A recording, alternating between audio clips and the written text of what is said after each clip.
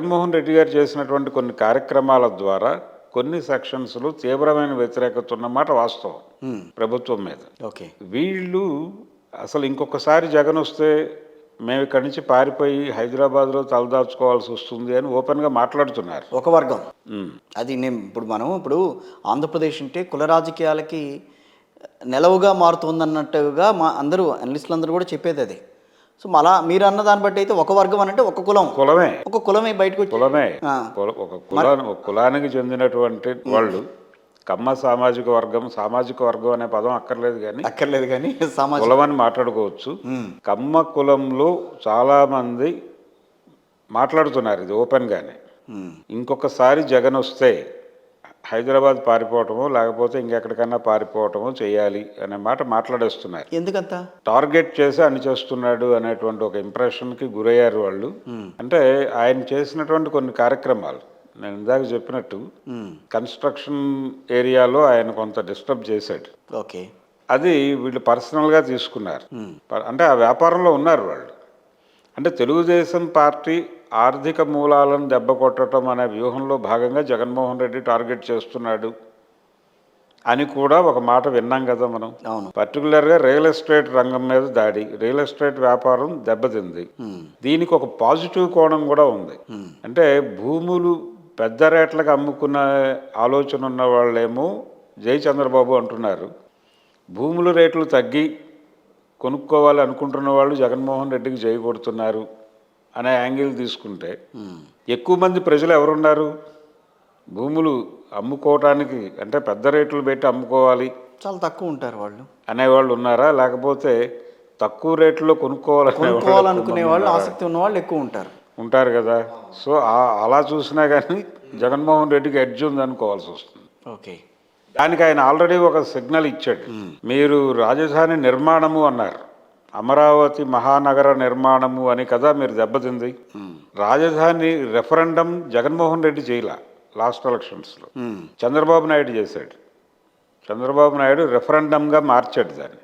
ఎన్నికలను మార్చి జగన్మోహన్ రెడ్డి గెలిస్తే అమరావతి ఉండదు జగన్ చెప్పలా మాట. అవును, చంద్రబాబే చెప్పాడు. ఇది కొంచెం లాజిక్ పాయింట్ మీరు అన్నది. చంద్రబాబే వాంటెడ్గా ప్రతి సభలో విషయంలో కొంత దాని ఎక్స్టెన్షన్ డైలాగ్ హరీష్ రావు నోట్లోంచి విన్నాం మొన్న తెలంగాణ ఎన్నికల్లో. కేసీఆర్ ఓడిపోతే హైదరాబాద్ అమరావతి అవుతుంది అని స్టేట్మెంట్ ఇచ్చాడు ఈయన ఎన్నికల సభల్లో మాట్లాడుతూ హరీష్ రావు. దీనికి మాతృక చంద్రబాబు మాట్లాడాడు గత ఎన్నికలో. ఆయన ఏమన్నాడు?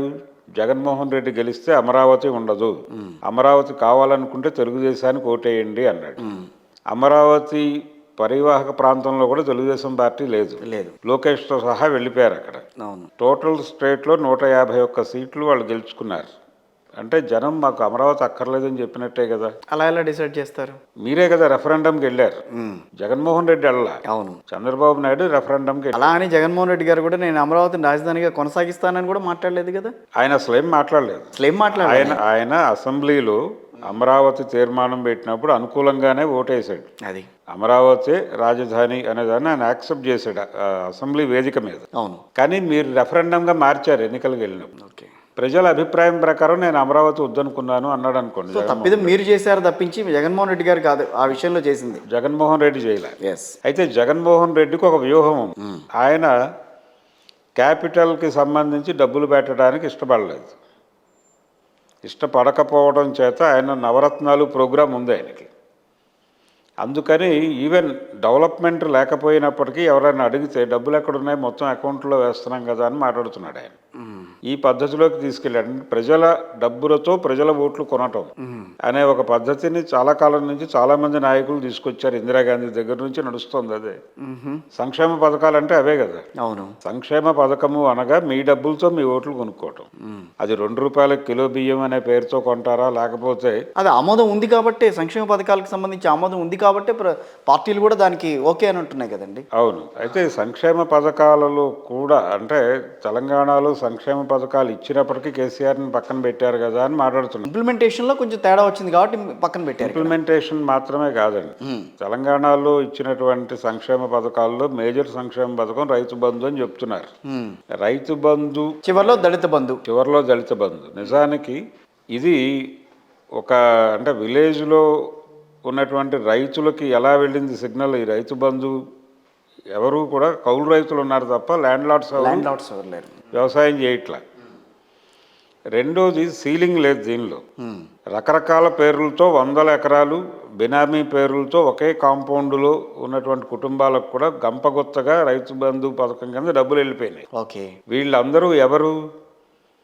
గతంలో నక్సలైట్ ఉద్యమం బలంగా ఉన్న రోజుల్లో భూ ఆక్రమణ పోరాటాల పేరుతో చాలా చోట్ల భూములు, పట్టా భూములు కూడా ఆక్రమించుకున్నారు. ఓకే. పట్టా భూములు ఆక్రమించుకున్న టైంలో చాలామంది ల్యాండ్ లార్డ్స్ అక్కడి నుంచి వచ్చేసి హైదరాబాద్లో సెటిల్ అయ్యారు. అవును. సెటిల్ అయ్యి ఇక్కడ రకరకాల వ్యాపారాల్లోకి వెళ్ళారు వాళ్ళు. హైదరాబాదు, నిజామాబాదు ఆ ఏరియాల్లో కూడా వెళ్ళారు అందరూ యాక్చువల్గా చెప్పాలంటే. అవును. అవును. వీళ్ళందరూ రకరకాల వ్యాపారాల్లోకి వెళ్ళారు. కార్పొరేట్ హాస్పిటళ్ళు పెట్టారు, కార్పొరేట్ స్కూళ్ళు పెట్టారు, కాలేజీలు పెట్టారు. ఇలా రకరకాల వ్యాపారాల్లోకి వెళ్ళి విస్తరించారు. ఫార్మా రంగంలోకి వెళ్ళారు, అవును. రియల్ ఎస్టేట్ రంగంలోకి వెళ్ళారు. అక్కడ భూములు మర్చిపోయారు వీళ్ళు. పోలీసులు ఎప్పుడైతే నిర్బంధం పెరిగిందో, నక్సలైట్లు వెళ్ళిపోయాక వాళ్ళ అండతో ఆక్రమించుకున్నటువంటి రైతు కూలీలు కూడా ఆ భూముల్లోకి వెళ్ళటం మానేశారు. తెలంగాణలో చాలా ప్రాంతాలు బీడు పడిపోతున్నాయి అనే వార్తలు కూడా చూసాం మనం. అవును. ఈ ప్రభావం వలన పోలీసులు ఉండటం వలన వాళ్ళు రావడం లేదు. ఆల్రెడీ వాళ్ళు ఆక్రమించుకున్నారు. ఇప్పుడు మళ్ళీ మనం వెళ్తే నక్సలైట్లు ఏమైనా రియాక్ట్ అవుతారేమో అనే భయంతో వీళ్ళు వెళ్ళలేదు. సరే, ఇప్పుడు తొలి దశలో. తర్వాత వీళ్ళందరూ వచ్చి ఇక్కడ వ్యాపారాల్లో సెటిల్ అయిపోయి దాన్ని పట్టించుకోవాలి.